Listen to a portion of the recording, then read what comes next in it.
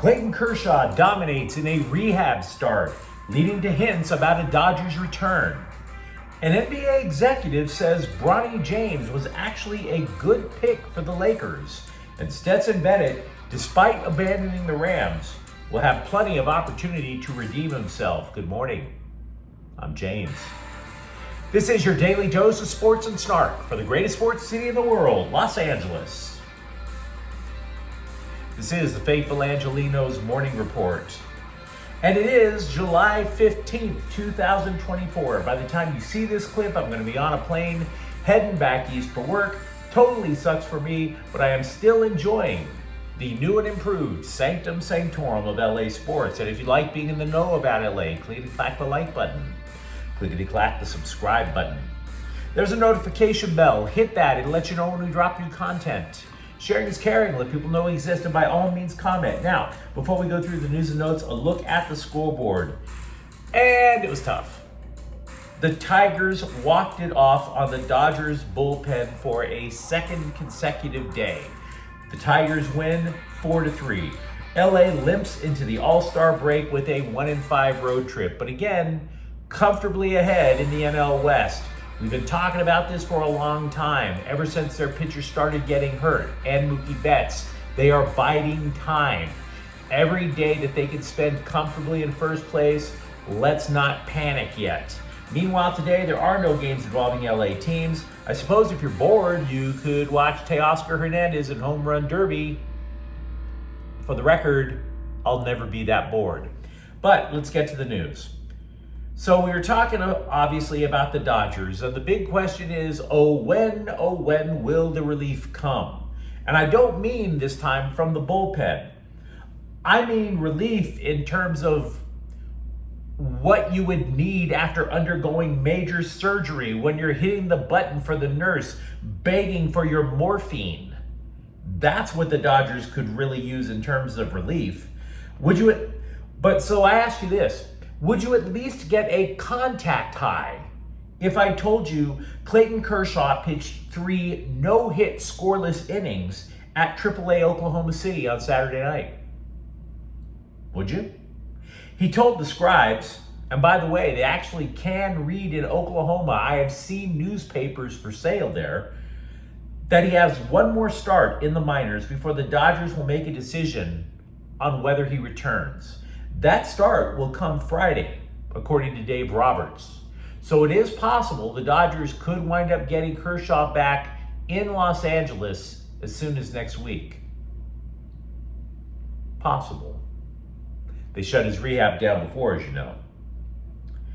Meanwhile, elite prospect River Ryan will be coming in from Oklahoma City. MLB.com ranked him as the Dodgers' 4th best prospect. He has 19 strikeouts in just 6 1/3 innings, which, let's tap the brakes. This is admittedly a very small sample size. He's a converted infielder. The Dodgers acquired him from Slime Diego because they thought his arm was lively enough to where he could become a dominant strikeout pitcher. Now, Ryan's not particularly durable, which is typical for the Dodgers staff. Let's be honest about that. Ryan has never topped 75 pitches in a start. He has never gone past 5 innings in a start. What we also don't know is what role he will wind up filling. We know he's a starter, sure. But does that mean that the Dodgers will go back to a 5-man rotation and have James Paxton teamed up with 4 rookies? Or does that mean one of the other 3 rookies gets demoted and then Ryan slots in there? There's all kinds of possibilities. This is the All-Star break, after all. The Dodgers technically only have, 1 weekend worth of baseball games before they start talking about Kershaw coming back? So we might be seeing, at least somewhere in the distance, a hint of optimism for the pitching staff. Now, we also mentioned yesterday that the Dodgers claimed Brent Honeywell off waivers from Pittsburgh, and a roster move would have to be made in order to fit him in the 40-man. That came from Yoshinobu Yamamoto, who was moved from the 15-day injured list to the 60-day one. So that'll make your private parts droop a little bit. But Honeywell did start Sunday in Detroit. He pitched 3 scoreless innings.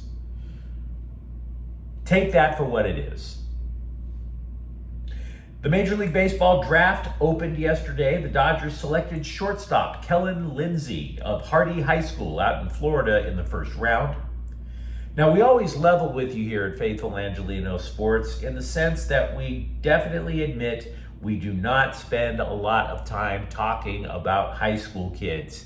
It's creepy. I look creepy enough as it is. I don't need to be talking about teenagers, right? And besides, there are 615 picks in the MLB draft. If I tried to sit there and act like I was an expert on this, I'd be totally lying to you and you know it. So let's not go there. What I can tell you about Lindsey is he's a 2-sport star in high school and he can flat out fly. But nobody knows if he will ever be able to develop any sort of power in his hitting. Scouting reports tout his strike zone awareness. They say he has a swing designed for contact. So, honestly, he doesn't really sound like somebody that you're going to wind up seeing in Dodger Blue. If I were to guess anything, it sounds like somebody that they're going to try to develop, maybe use as a trade chip in about 2 or 3 years. But that's just me making a guess. He's a bloody teenager. What do you want me to say, right? It's the 3rd consecutive year the Dodgers took a position player in the first round. 2 rounds were held yesterday, by the way, but that second pick was forfeited as a result of signing Shohei Ohtani, and I think we can all live with that. So lots of Dodger news. I confess I have been very hard in my criticism of Bronny James over the last few months. From the time he decided to declare for the draft, let alone the fact that the Lakers took him. I haven't used the word sucks yet. But trust me, people in the stands over at Las Vegas Summer League were definitely using it by the end of the game on Friday. Now, for full disclosure, I simply didn't think he was NBA ready after playing just 25 college basketball games. Can we at least agree on that?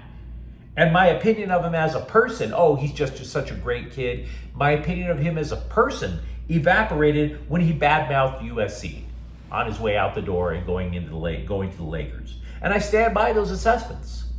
Absolutely. But a Boston Herald columnist tracked down an NBA executive and asked him what he thought of Bronny James. This is what the exec said, quote, "I would take Bronny over I don't know how many players in that second round.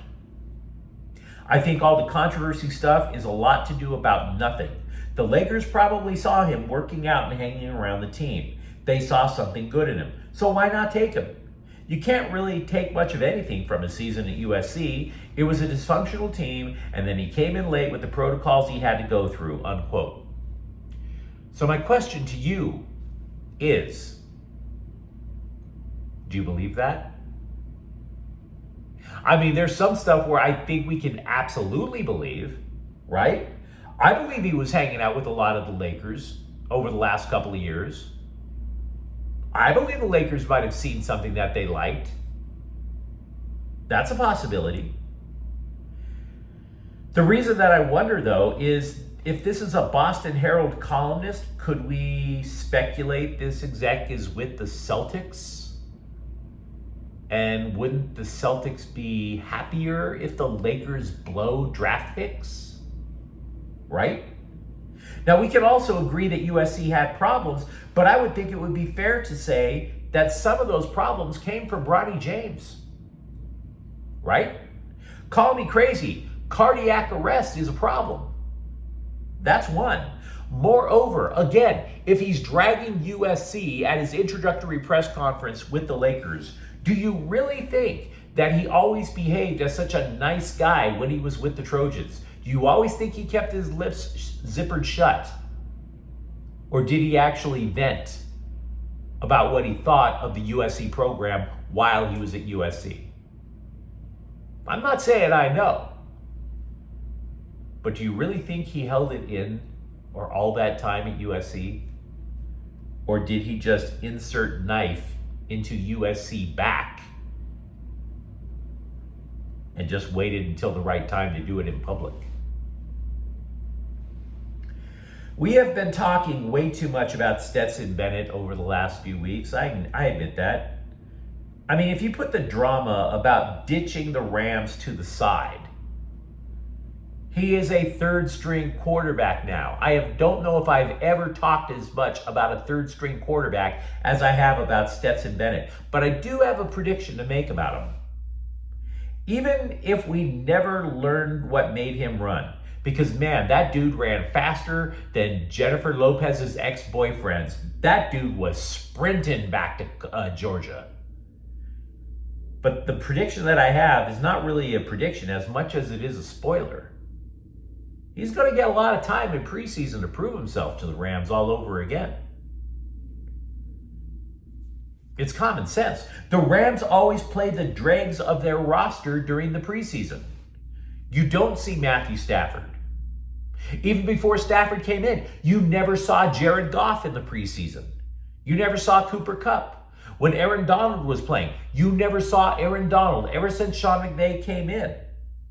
And not only do I don't think you'll see Matthew Stafford in the preseason, I doubt you'll even see Jimmy Garoppolo. For who? For what? It wouldn't surprise me if Stetson Bennett took almost every snap in the preseason. That's the way the Rams roll. Former USC wide receiver and current Minnesota Vikings player Jordan Addison was arrested over the weekend for alleged drinky-drivey over at LAX, near LAX, I should say. He was allegedly found asleep behind the wheel of his Rolls Royce. Addison plus a quarterback is awesome. I think we all admit that. Addison plus car keys, not so much. Because this isn't his first run-in with the law about his driving. He was cited for driving 140 miles an hour on a Minnesota freeway, and he plea bargained it down from felony reckless driving, plea bargained it down to a misdemeanor, wrote out scratched a check for like about a little less than $700 and called it a day. So, loved watching you in Cardinal and Gold, dude. You might want to start considering Uber. But you let me know what you think in the comments thread. Despite the Dodgers' struggles, are you at least kind of optimistic now about the idea of Clayton Kershaw coming in? Do you agree or disagree with an executive's assessment of Bronny James? And if you enjoy the content, don't forget to subscribe to Faithful Angelenos. We talk LA sports every single day here. Thank you for watching. I'm James. We'll be back tomorrow. Faithful Angelenos is a Kian Corte El Queso production. Take care.